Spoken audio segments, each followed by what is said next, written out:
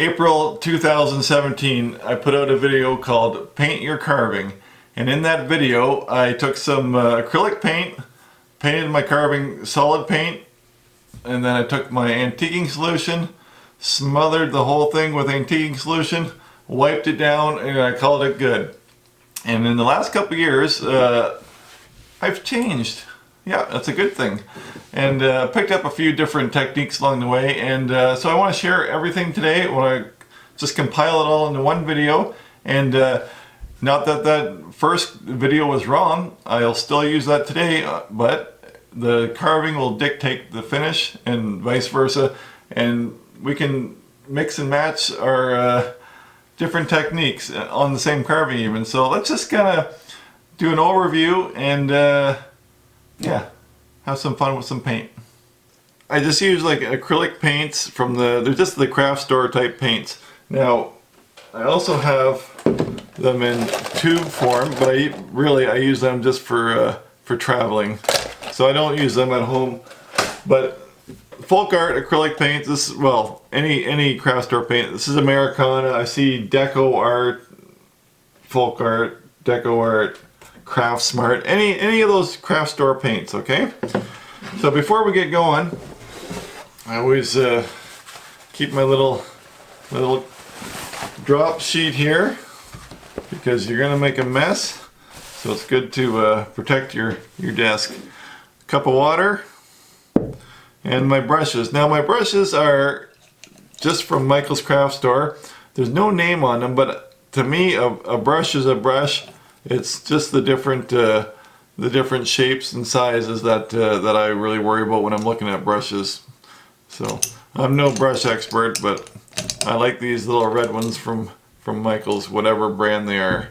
So we got our little drop cloth down to protect the desk, and I got a little eyedropper with water.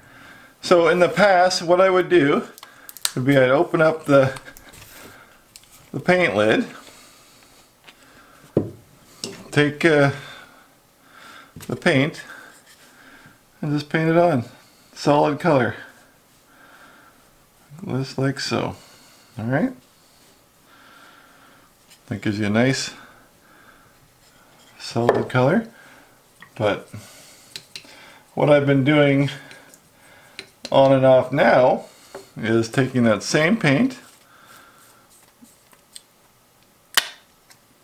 putting one drop, well, that's about 3, so takes my little eyedropper of water here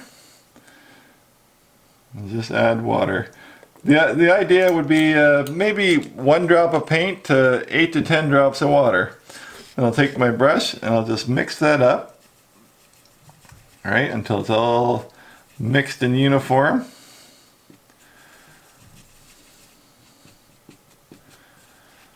Get the,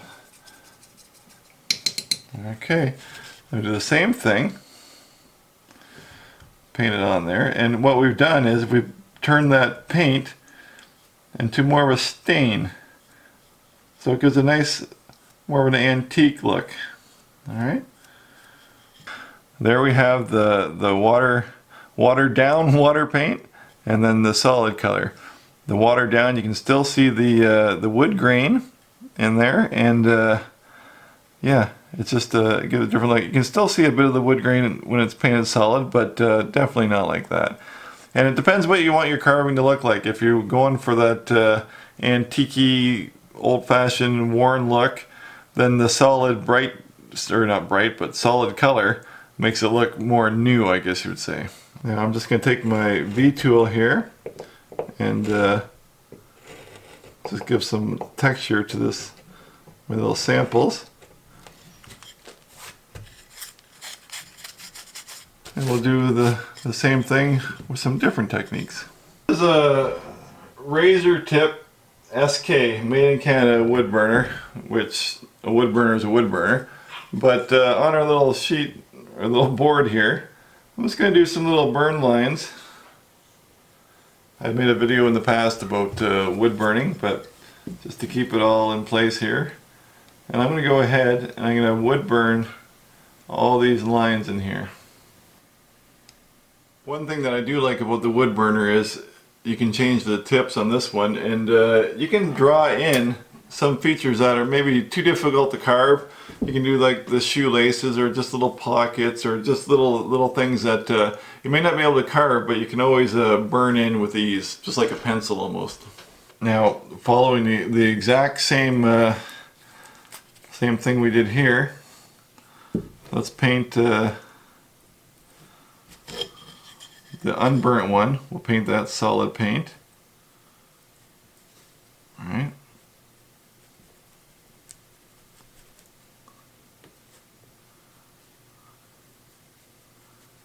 And then we'll do the same thing, but we'll paint the burnt one with the water base. If you have the patience that I do, you may appreciate having a hairdryer. Keeping a hairdryer handy and dry your paint quick, so you can just keep on going and not have to wait or stop at all. Alright, so I'm going to dry this up.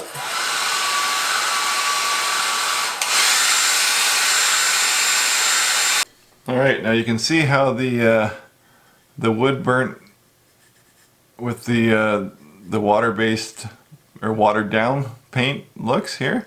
Okay, now we got the solid here. So now we're going to antique with, I got a couple options here. Folkart makes an antiquing medium. This is so I don't know if that means anything, plaid 811. But if you're done your project too, Art Minds makes a antiquing wax. Alright, and that actually has a wax in it, so that's like a finish coat, and then the wax will just stay in all the cracks. But let's go and use the Folkart antiquing medium here. And the same idea. I gotta mix this up a little bit. So with this antiquing wax, all we're going to do is, again, we're going to paint it on there solid, and we're going to wipe it off. Alright, let's take our nice little cotton rag, and we're going to wipe it off. Okay, so there's our two paint techniques there. We've got our solid paint, we've got our wetted down paint, we've got the solid paint with the antiquing solution, and then the watered down paint with the wood burning. Alright, so a few different options, and again, it depends on the type of carving that you want to do. So if I take I don't know, there's a big difference between, this is the gnome that I did a video on, and that's basically solid paint with the antiquing solution. Right? See, it looks a little bit dirtier all around, dirtier. And then you've got the opposite. I don't know if you can see that guy good. There you go. You see how he's very transparent? And then we did this guy here. This was, I think this was our example, and that's the wood burn technique with the paint wash. So you can, it's more subtle, but yeah, it's all wood burning. All right. So with the different types of antiquing, a couple things I should say is that we can pick and choose what we want to use it for. For example, like, you see on the gnome, you see how his beard has lots of brown. It almost leaves it dirtier. Even the paint color gets darker because of the it absorbs in there. So say you've got your little snowman here again. I'm never going to put antiquing on a snowman, but I can do his hat and his nose and his scarf. So now we can really pick and choose, instead of just going hog wild and covering the whole thing with antiquing. We can pick and choose the articles that we want to antique. So we don't always have to antique the whole thing the same, and we don't always have to paint the whole thing solid and the whole thing with a watered down mix. Now we can pick and choose our parts of our carving and do different techniques on the same carving.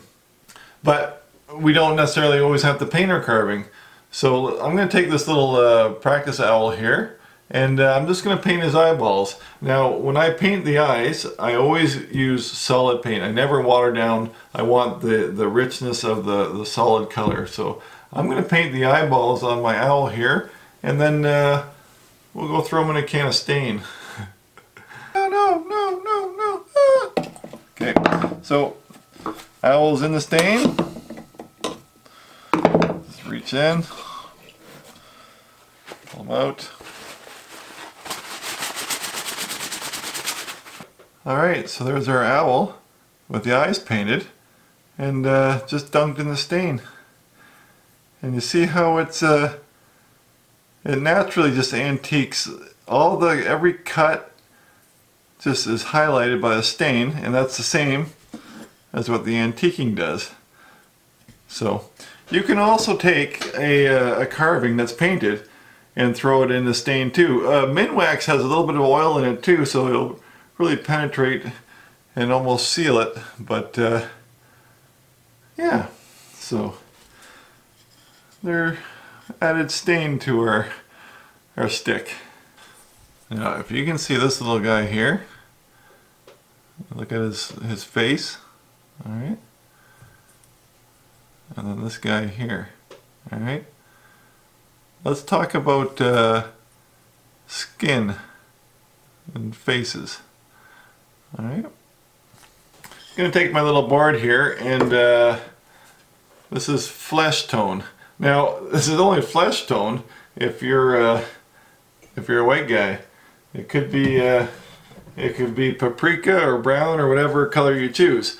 But sticking with the white here, I'm going to take this flesh tone and I'm going to paint one of my little squares here. And we're going to talk about some just painting skin in general. So there we got our flesh tone painted. And then we'll skip over quickly and talk about the difference between these two guys here is that one is painted and one is natural using oil. Now this is boiled linseed oil. So I'm going to open this up, and again I'll do another square here with the linseed oil. And again, this is let me show you this one. I took, this is burnt umber. I took a little pinch of burnt umber and put it in the linseed oil, and that's also an antiquing. You can dunk your whole carving in after. But right now, let's just wet this piece down here and show you as it absorbs. It gives it just a little bit of color from the bare wood. And to be honest, this would be more in the finishing part, because it doesn't matter when you would oil it, because you can oil your whole carving.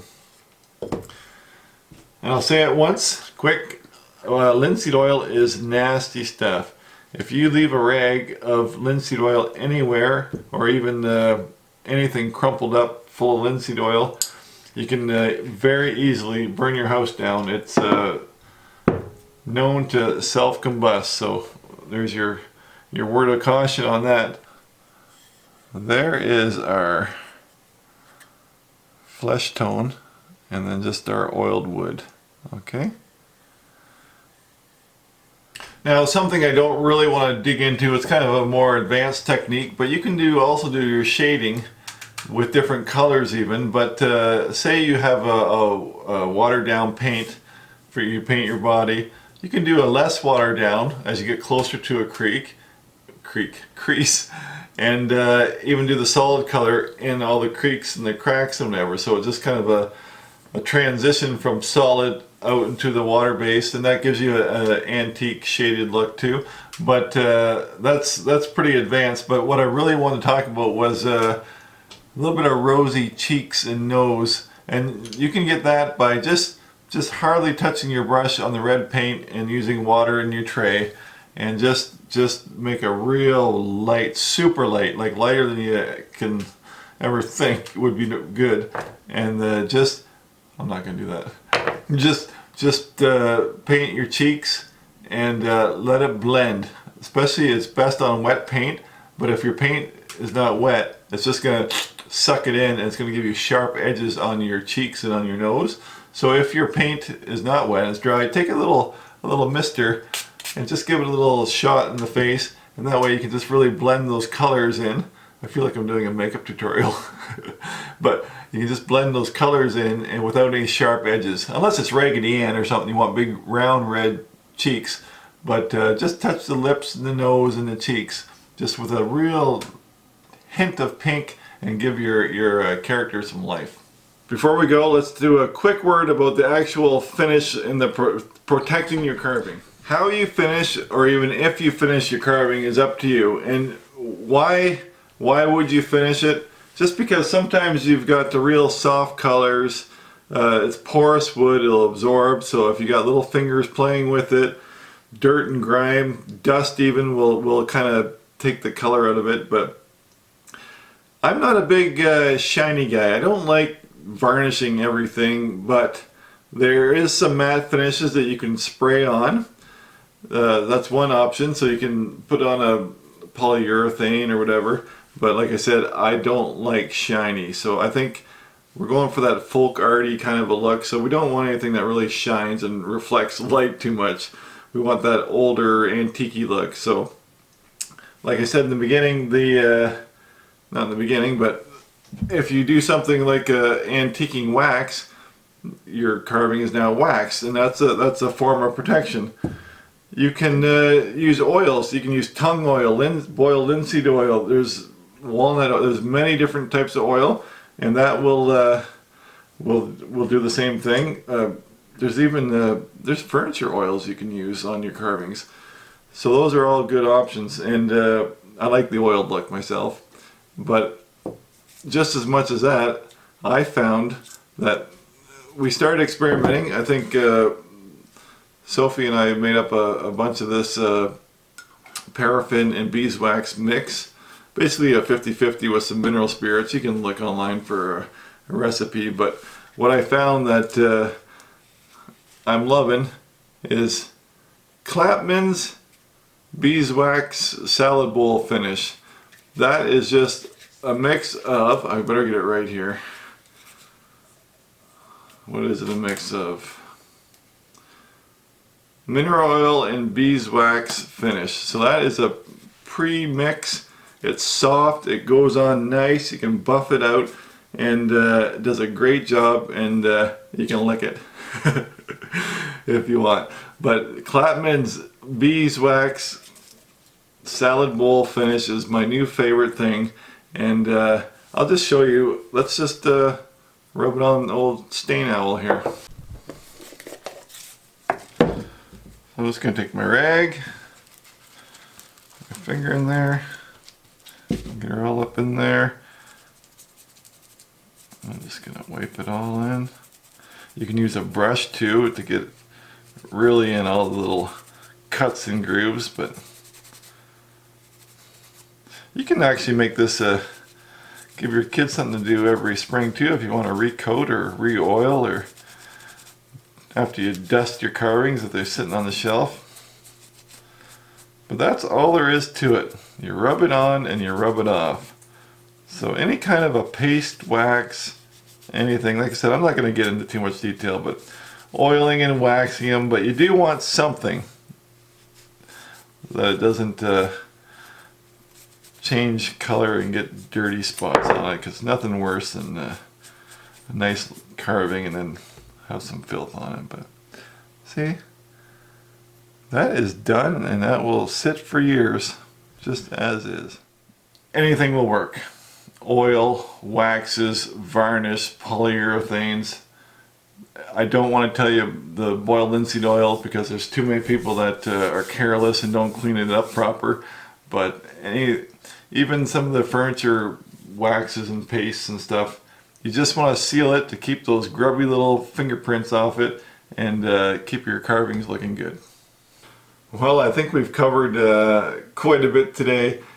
Big difference from paint it, antique it, done. So hopefully you picked up a tip or trick or technique, and you know, this is just going to play out in the future going forward, and why and how I do different things in future videos, really, because like I said, I've learned in the last 2.5 years or so of some new techniques. There's many more, but yeah, we'll just kind of keep on learning together and sharing, and let's just keep on moving. I'm not going to give you any links to products, whatever. I don't sell anything. I can never find things when I want it. I know that people are always asking, where do I get the antiquing? Man, you just got to find it. I've lucked out at Hobby Lobby a couple times with this antiquing solution, and when I saw it, I bought 3 because I knew I'd never find it again. And I'm not here to sell anything or represent anybody. I'm just showing you what I use, and yeah, Google's your friend. Alright guys, if you're still watching this, I got something else I want to show you. It has nothing to do with what we've been doing, but in the time that I've been making this video here, and to the computer and getting my clips together and everything, Sophie's been across the hall in her little craft room making some little projects that I really want to show you. So, have a look here. Alright, look at these guys. The little gnomes here. I don't know how she did them, but I do know that they're full of rice, and they can stand in different things. This guy here's got arms, but how fun is that? I just wanted to throw that on at the end. So that's it. Thanks for watching, and I will catch you on the next video, which actually may be the conclusion of this little series, and that's finding inspiration and where to get your ideas for carving. Alright, see you on the next one.